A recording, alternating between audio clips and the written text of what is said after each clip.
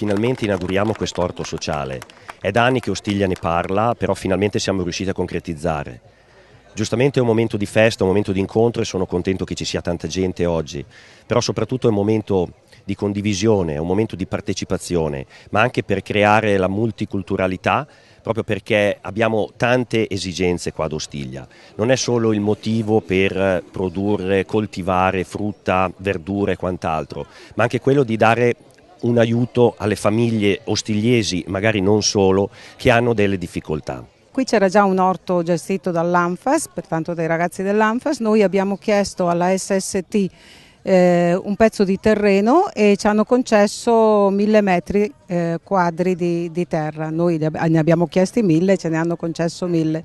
Non abbiamo voluto fare un orto suddiviso in tanti piccoli spazi da affidare tramite bando alle persone, ma abbiamo voluto di proposito fare un orto multiculturale e di integrazione.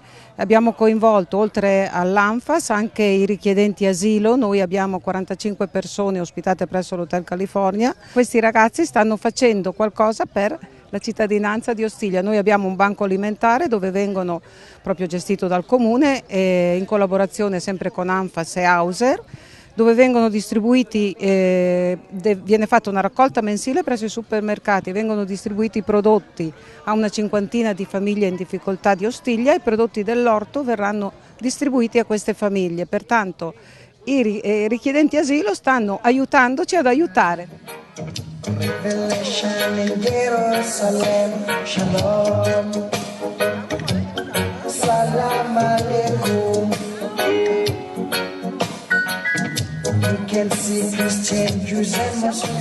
Per noi è stata un'opportunità unica che ci ha dato anche la possibilità comunque di poter lavorare bene, poter anche dimostrare che i ragazzi, una volta coinvolti in un progetto qualsiasi cosa, possono anche loro insomma, essere utili alla cittadinanza.